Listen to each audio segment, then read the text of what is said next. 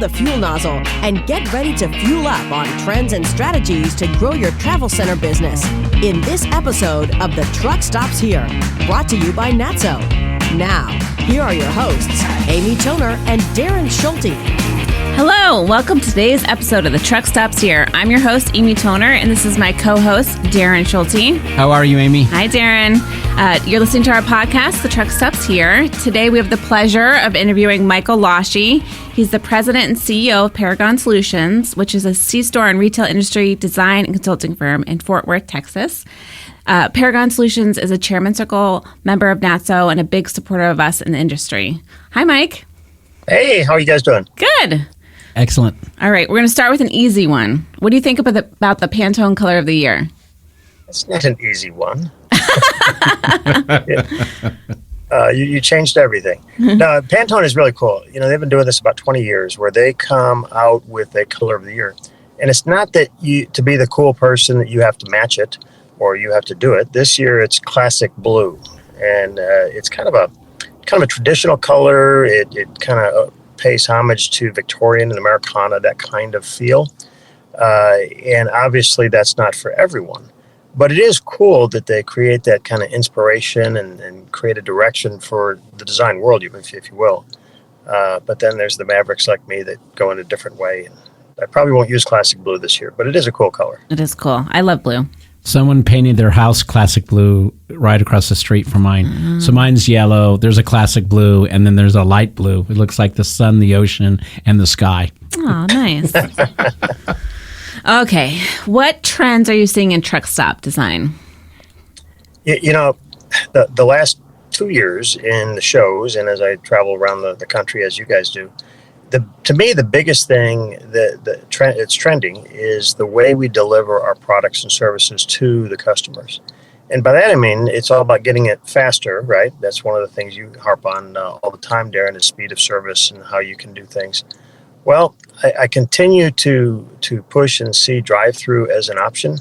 But what has really made an entry into the space has been both pickup and delivery at truck stops. And I really think if you think about it, that's what customers want. That's what everything's trending to outside of truck stops. So why wouldn't we do it within truck stops? I think Darren one time mentioned that DoorDash was delivering to trucks in the parking lot. I'm like, well, why are they doing it? Why aren't we doing it? And so the biggest trend I see is creating that speed of service. The second trend I see is giving room to linger, giving them space to be themselves and to take that time off when they do have their downtime.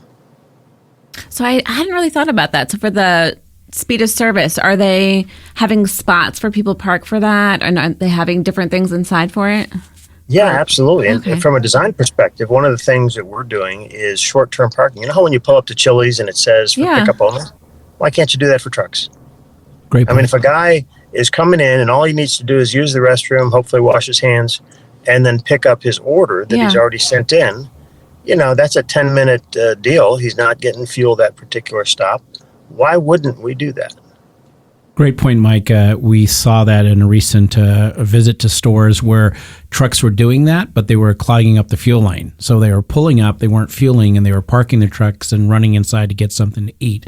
And had that particular location had an area set aside for quick parking, it would have been perfect for that location. And instead, they were clogging up the fuel lines, and there was folks behind them waiting to try to fuel. Customers always seem to know what they want and to strive for it, sometimes at our expense, and that would be a great example. We didn't do a good job in that case of giving them the space.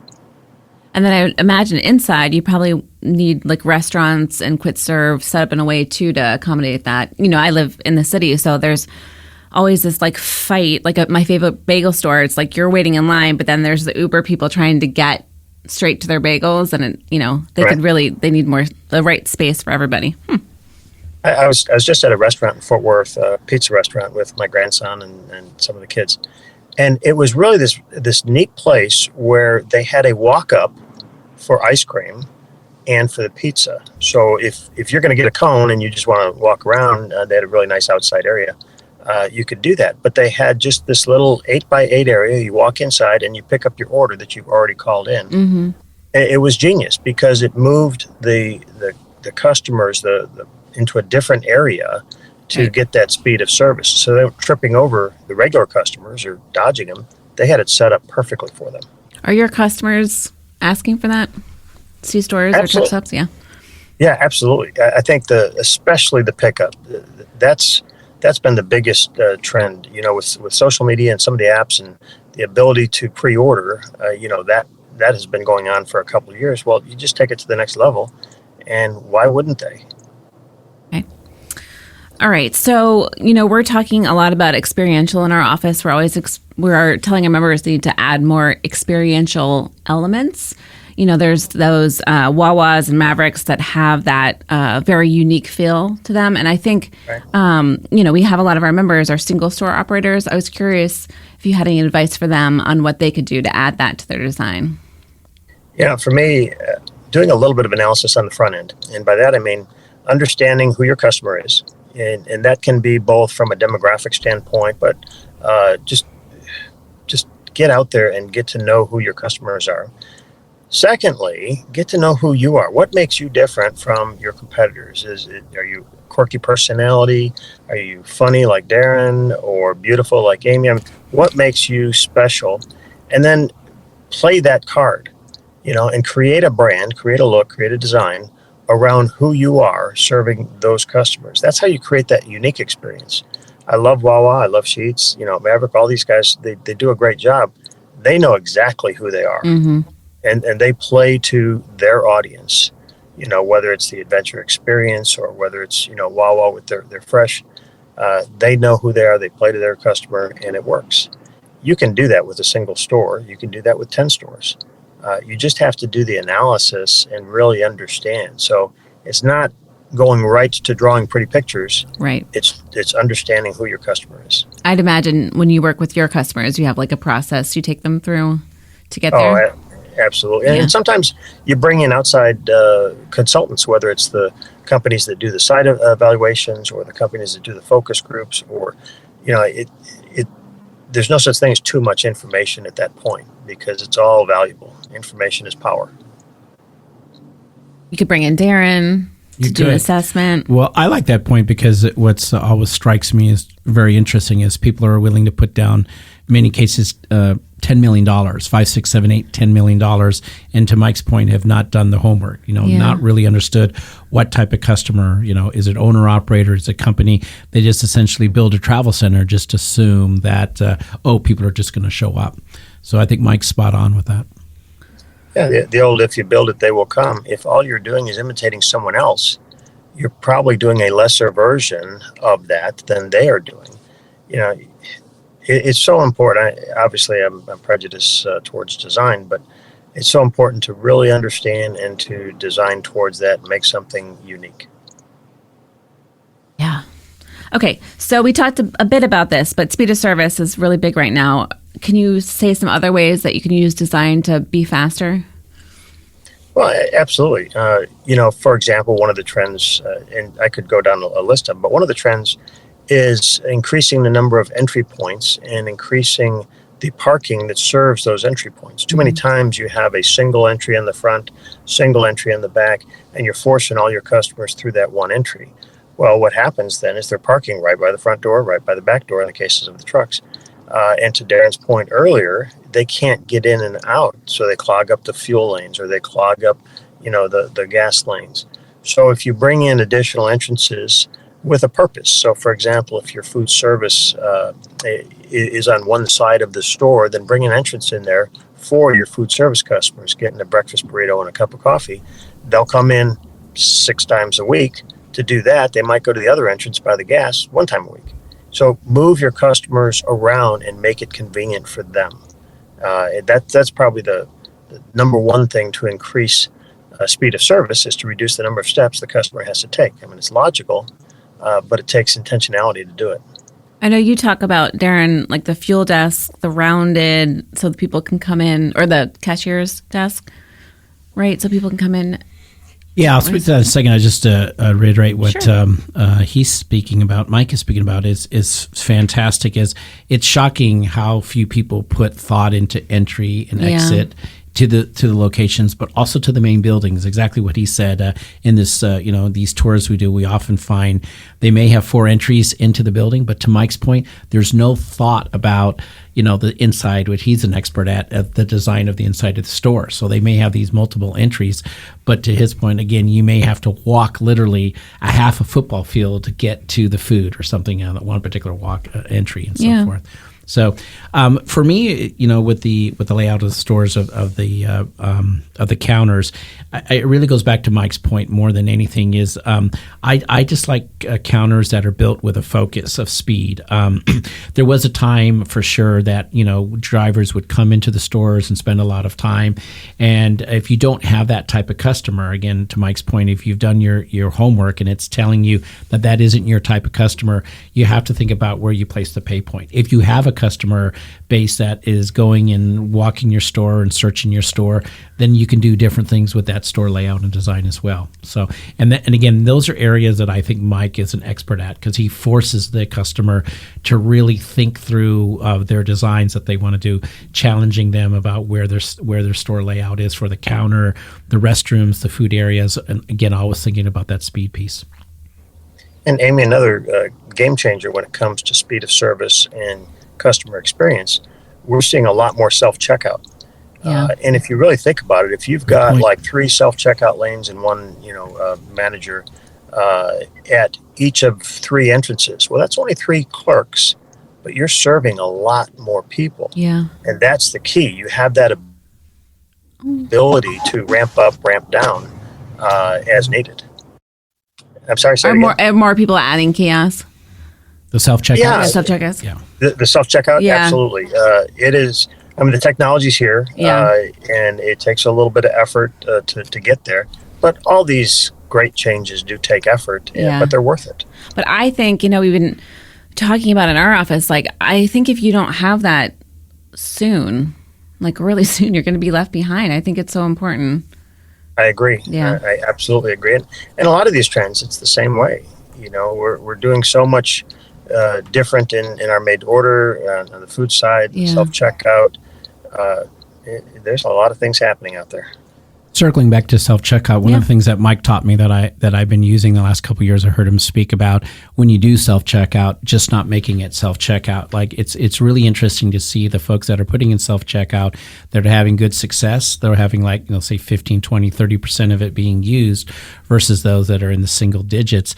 And their self-checkouts are just not self-checkout. They'll have displays next to them. They'll have food next to them. They'll kind of make it like a manned register, with all the stuff around. There just isn't a human there versus some folks just put the registers there and there's no food. There's nothing next to them. You know what I mean? So all the customers end up driven to the human operator on the register because that's where all the good stuff is. And Mike has pointed out before is if you're going to put in self-checkout, make sure it's as nice or as appeasing or inviting to the customer as it is to where you have a human being. So, and it's staggering to see, companies that do that well, to hear what the percentage of customers they have going through their self-checkout versus those that have just 3 stale machines and there's just no interest there. So. Did you watch? Did people pull stuff off?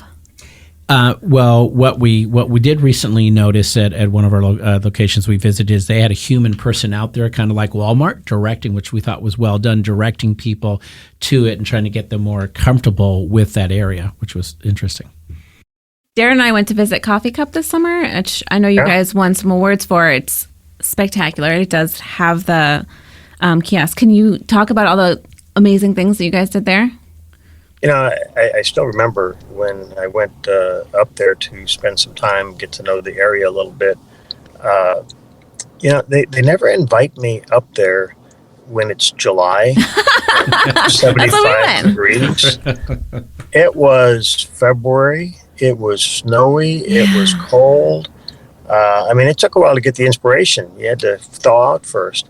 But, it's an interesting story for a lot of reasons because it is a little bit out there in the middle of nowhere. Mm-hmm. And if you think about it, that really does change the dynamic of your customer. You're not an inner city store. So we had the philosophy going in of let them linger. Give them space, make it feel more experiential as we talked before. So when we started talking, about going two-story, when we started talking about all of the amenities that we're going to bring in there and how we were going to be different, it all just, boy, the inspirations just came fast and furious. I mean, Tom Hines has been a leader in this industry for a long time, but one of the things I appreciate about him is he is really receptive to new ideas. Mm-hmm. And when we started bouncing some of these, fairly crazy ideas, he's like, well, yeah, let's give that a try. Yeah, let's try that. And the result is, yeah, it won first place, the Truckstop of the Year. But I think the big award is that he's doing so well. Yeah. And I'm really proud of that. It's funny that you talked about the cold because it's very warm and cozy in there. Yeah. Like you feel happy when you get in there. Mm-hmm.